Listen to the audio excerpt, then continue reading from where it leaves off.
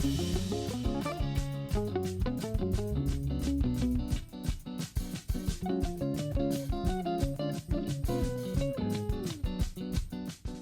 second day of deadly attacks in the Middle East, walkie-talkies belonging to members of Hezbollah detonated across Lebanon. It came a day after thousands of Hezbollah pagers exploded. Israel is News shows worldwide showed scenes of chaos outside hospitals in Beirut, Lebanon last week as ambulance after ambulance drove in carrying severely wounded patients after thousands of pagers, mainly belonging to Hezbollah operatives across the country and even some in Syria, suddenly buzzed and blew up on Tuesday.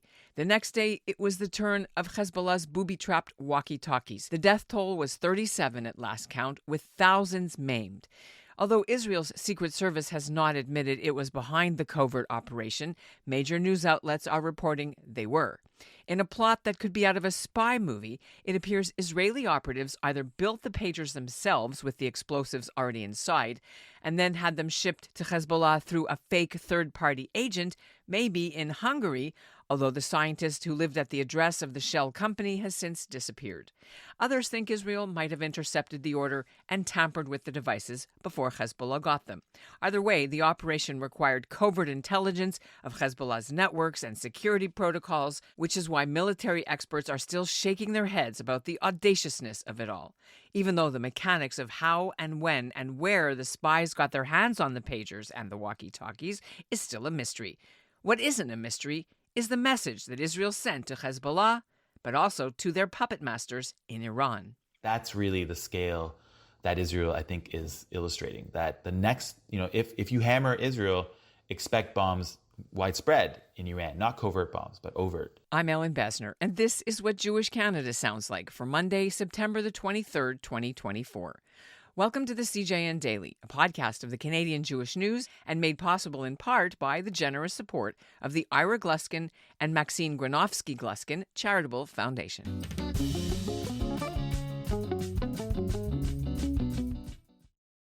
In Berlin, rumors are spreading. Holocaust victims, their bodies are just dug up. It's a shunda. But the truth is even more unnerving. Was your family in the Shoah? Dude looks like he was in the Shoah. As the world panics. This is some ritual, bringing the dead back to life. No, you said this wasn't illegal. It isn't, I don't think. One woman seeks the truth. These are questions you can't answer. And you're too afraid to even ask them. Justice, a Holocaust zombie story.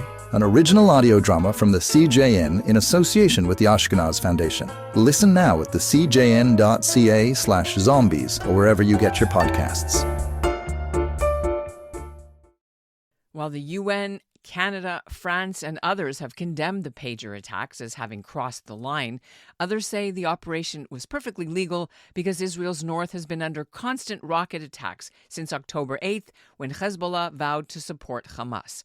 48 Israelis have been killed in these attacks, including 12 Druze Israeli children at a park in Majd al-Shams, while 60,000 people have been displaced from their homes for nearly a year, and forest fires have burned large areas of Israel's north.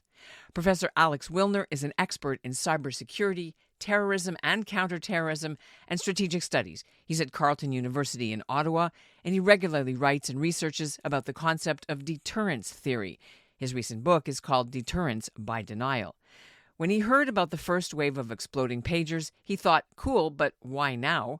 Some felt it was because the cyber attack scheme may have been about to be uncovered, so Israel had to go with it before the whole operation had to be scrapped.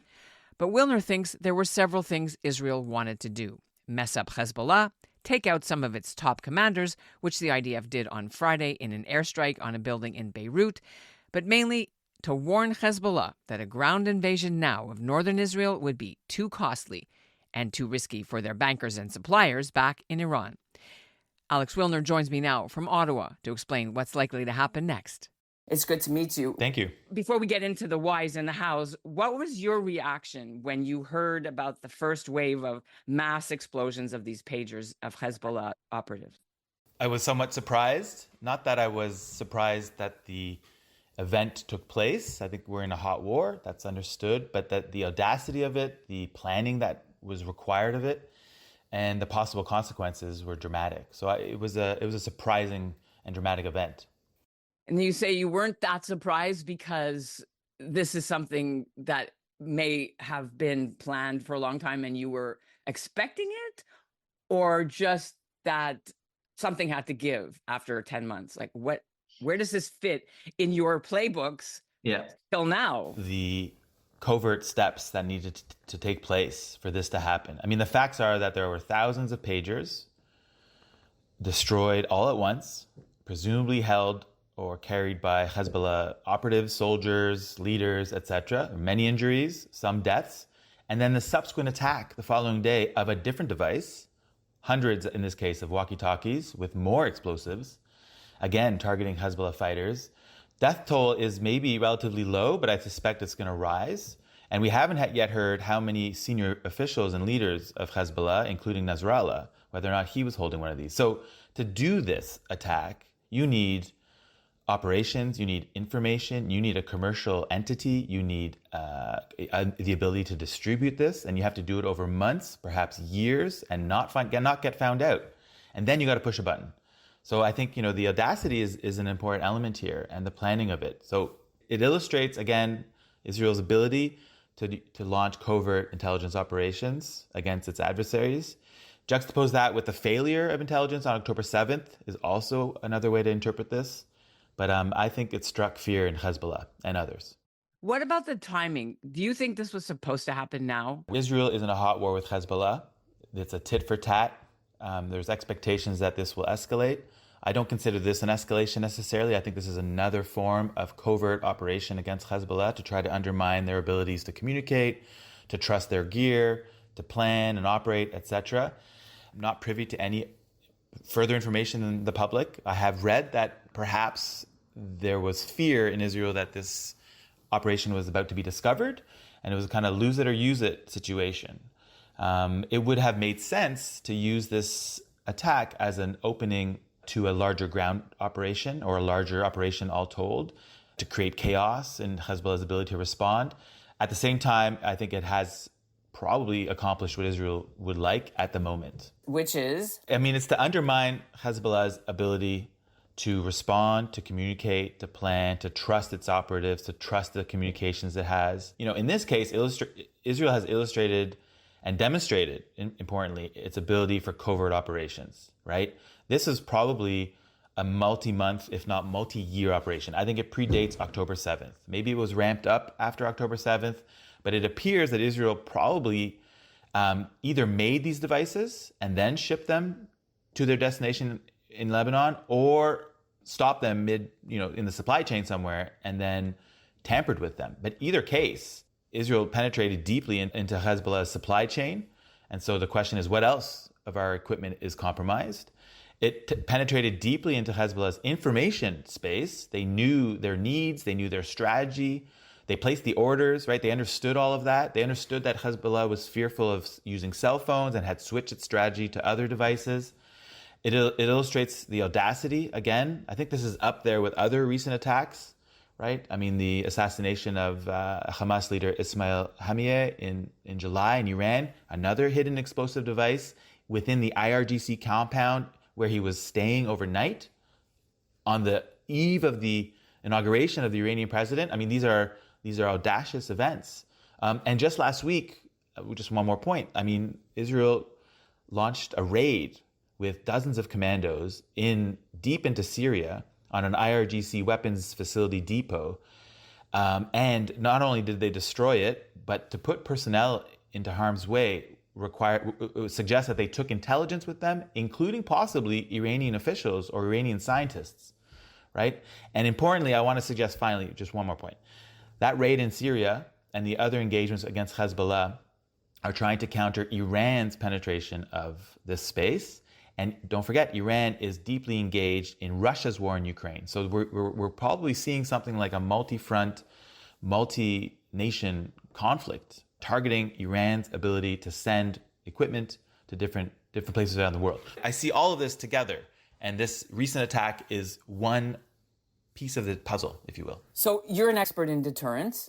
Does what Israel has done, or says people think it's Israel, deter further rocket attacks on the north of Israel or longer distance or ballistic missiles from the Houthis. I mean, what does this do besides saying to the Hezbollah people, this is a warning? Does it actually, is this going to stop can Israelis go home now in the north or no? I mean, in short, no, they can't. Deterrence is an entire concept, theory, framework, and at its core, deterrence is about manipulating an adversary's behavior. And so the idea, all told, is to stop an unwanted action, by threatening retaliation or other forms of punishment. The issue here is that we're already at war. Israel's already at war with Hezbollah and Iran, the Houthis, and others. So, deterrence in one way has already failed. We've already engaged in conflict. So the goal here is to convince Hezbollah and Iran not to further escalate. I think that this is true. Iran also doesn't necessarily want to escalate to a full-scale 2006-like conflict in which thousands of rockets were sent to Israel and the bombardment of southern Lebanon was deep and painful. And so perhaps this sends a signal. You can't, if you launch that next attack, that large-scale attack, can't be sure that you will succeed because we've penetrated so deeply. And of course, we're going to reserve the right to retaliate. So it'll be punished, it'll be painful to you nonetheless. And so I think it's part of this deterrence communication to try to kind of box in the conflict into a certain stable situation. That doesn't mean that the conflict has gone away. It doesn't mean that Israel has succeeded or won. And it doesn't necessarily mean that northern residents can go back in northern Israel or that Lebanese civilians can go back to their side of the border, right? So there's hundreds of thousands of displaced individuals and the conflict is ongoing. But it certainly puts a crimp in how Hezbollah plans its next step. And so we might see a bit of a cooling down as it kind of figures out what's happened and how it's going to respond. Everybody's putting memes on social media, 2 paper cups and a string, carrier pigeons. But let's talk about mechanics here. What can an army or militant group do without these pagers, walkie-talkies, and phones? How do they communicate now? Yeah, so we saw this in the early 2000s after 9/11, right? Al-Qaeda understood, this is a different era, right? But Al-Qaeda understood that its leadership was being tracked. And so they basically went to paper communications with couriers and all this. Very slow, kind of, I wouldn't say a very sophisticated process. So I think to a certain degree that's already happened.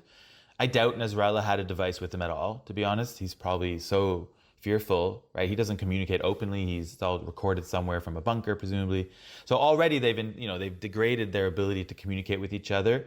But certainly you can't launch a successful, sophisticated, this era's kind of war without sophisticated communication tools.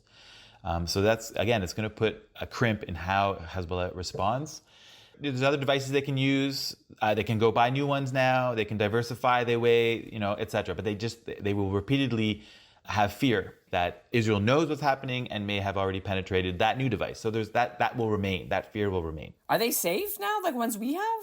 Presumably. And walkie-talkies, everyone uses them at like party planners, camps. We have one. Yeah, I think we're okay. I think we're okay. Would you say, maybe it's too strong a word, this was a game changer in terms of the Middle East situation at the moment? Is that too strong a word? Game changer is a biggie. Let's see. It's possible, right? I mean, Hezbollah is not going to pack it up. This isn't done. And if anything, we're still waiting for other Iranian and Hezbollah retaliation, for other assassinations. Right. I was just going to ask you, they haven't done anything since the July retaliation. The April rocketing was like a dud. It was lame. Iran isn't, I link Iran and Hezbollah. I think that's clear, right? But I do think, all told, Israel's point here is if you retaliate for this or other attacks to the degree that we don't want you to do, we will place your regime survival at stake. And the Americans and the Brits and the French and others have already come to Israel's defense in April. They may or may not come to defense this time, but they've already said, we're in a common war with Iran. Iran is shipping missiles to Russia. So Israel's point here could be the demise of the Iranian regime and its leadership is a win for Ukraine and the European war therein. So again, the same weapon systems that are being used by Hezbollah are being used by Russia. And so some people are suggesting that a defeat of one helps us in another theater of war. Okay, so Israel hasn't necessarily said that openly. I'm saying it openly. Others have made this link, but that could be part of the overall deterrent calculation. Final piece here. Deterrence isn't just about punishment. Deterrence is also about denial and defense. So without getting too nerdy here, right? If you think deterrence is about manipulating your cost benefit calculation, you can add costs. You do that by saying, I will retaliate. It'll be costly to you. Or you subtract, you take away from the benefits. So you make the overall calculation less worth it. And you take away the benefits by presenting to your adversary that they are unlikely to get what they want with that unwanted action. My point here is to say that Iran may want to retaliate with drones and missiles and all the rest, as they did in April, and Israel denied them the ability to harm Israelis. Missile defense, interceptions, a massive allied response.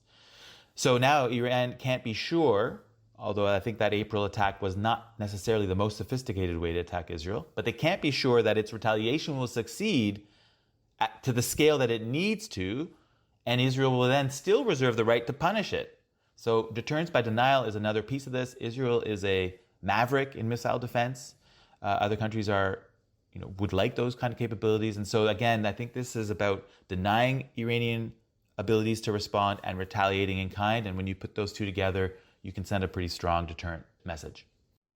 I want to ask you, you said something before, so let's just pick it up. You said something before about Israel's intelligence and deterrence failed before October 7th. And now, they're showing that they recovered at least. Did you want to explain why the deterrence failed?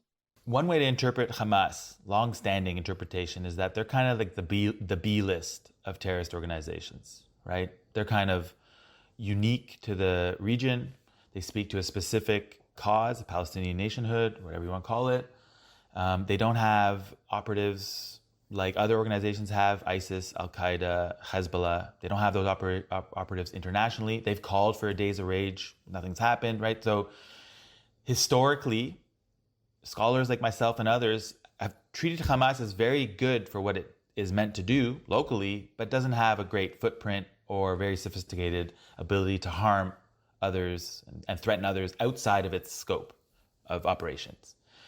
I think that kind of idea penetrated into Israeli intelligence such that there was a degree of hubris that Hamas is contained, the Palestinians are contained, we've got bigger fish to fry, including Hezbollah. And so they took their eye off the ball. I think there's also lots of reporting about acceptance of intelligence from the front line on October 5th, 6th, and before. There's a gendered lens there, which is really fascinating to explore. The intelligence officers were largely women of lower rank, and they weren't necessarily listened to. So there's all kinds of ways to penetrate or to understand the Israeli failure to deter or to accept and internalize. We don't see that with Hezbollah. We see something else. In Hezbollah, Israelis have a deep understanding of who's who, how they communicate, where they're communicating from, where the painful operations might exist, etc. And to a certain degree, that exists in Syria, and Israel has a certain capability in Iran as well. That's understood. So I think it's about hubris, about misalignment of expectations, and perhaps a general consensus that Hamas was unlikely and unwilling to launch anything as audacious as that, as dramatic, as disgusting, that it wasn't in their best interest. And so I think this is part of it. I think this is what we're seeing. Okay, lastly, October 7th is coming up. As an analyst, are you expecting any major attacks or escalation or some kind of anniversary activity on either side or any side? We have a thing about anniversaries, right? 9/11 came and went. It has come and gone. And every year, in the immediate years following 9/11, we were fearful of attacks and everything was shut down for a while, etc. Did the same with, ISIS's anniversaries in Paris and Belgium, those kind of attacks. So I don't think... October 7th was the 50th anniversary of the 1972 war. Right, yeah. So we can play with the dates a little bit, but I think Hamas will harm Israel when it can and when it wants. It doesn't have to pick a date. I mean, this was a good date for them to pick. It was the high holidays and, etc. At the same time, I don't think Hamas has the capability to do anything near this. Hezbollah maybe, but again, I'm not sure they're willing to do that on the anniversary. There's no need for them to wait for an anniversary. It's just one date in history. It's a dramatic date for Israel, for Jews and others, but it's just another date for everybody else. So I think we should be heightened. We're still, a target. Jews and anti-Semitism is rising elsewhere. There could be copycats. There could be unsophisticated attacks, etc. We've seen those elsewhere, including here in Canada. So it's possible that date will be reserved for some type of event, but terrorists usually look for soft spots, and if everybody's paying attention on October 6th, 7th, 8th, that's a bad day to try to conduct something. But we need to get it 100% right. Terrorists need to get lucky once, right? That's it. That's a common characteristic. It's a dramatic time. I think when the dust settles, the Middle East will be different, and I think we can build off that. Okay. Do people ask you if Israel can win? People do. I mean, you have to define win. Are we going to eliminate Hezbollah? I would say probably not. Can we convince it not to harm Israelis? Probably so. I think Iran is in a very delicate situation, underappreciated by many. It lost its foreign minister and president in a suspected, could have been weather-borne aviation crash. They are in a very tender spot. They have very few friends in the region. They support a whole bunch of non-state actors that are unpopular in other regions. And most of the Arab world is still softly aligned with Israel, right? So the Abraham Accords have not been ripped up. Saudi Arabia is still the big player here. And so people are kind of waiting for the next steps. We're also going to have an election in the US. That'll change dynamics and so forth. So I think there's a lot in play. So can Israel win? Yes, Israel's not going anywhere. This is it, right? And they have the most sophisticated army and intelligence apparatus in the region, perhaps even globally. October 7th was an anomaly, I would say. A dramatic anomaly, but an anomaly nonetheless. And so we're recalibrating this overall ability to deter adversaries. And you saw that with the attack in Yemen a couple months ago, right? First time Israel's done so.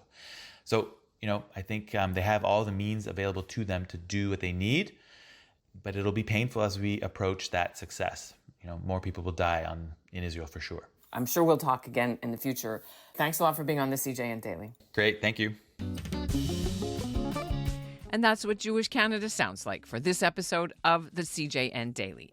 While many Canadian Jews celebrated the pager and walkie-talkie attacks privately, celebrating publicly and on social media blew up the career of the new anti-Semitism advisor for the University of Ottawa, Artur Wilczynski. The university appointed him to the position in June, but he used the word brilliant in his social media post on Twitter, called X, when he described the mechanics of tampering with the pagers. His critics felt he was minimizing the suffering of the Lebanese people, and they flooded the university with emails calling for him to resign, which he did. Even though our intent might have been appropriate and the analysis from a national security perspective correct, I'm also accountable for the effect it has on a broader student population, a broader community population, particularly of Lebanese Canadians, and there's thousands of them in Ottawa who, whose families still live in Beirut in southern Lebanon, who might have no connection to Hezbollah, but who are justifiably afraid and concerned about the well-being of their families and friends, that operation, led to that, feeling a sense of precariousness. So I should have known better, so that I own that. The Daily's produced by Zachary Judah Kaufman. Our executive producer is Michael Freeman, and our music is by Dov Beck-Levine. And the show is made possible in part by the generous support of the Ira Gluskin and Maxine Granovsky-Gluskin Charitable Foundation. Thanks for listening.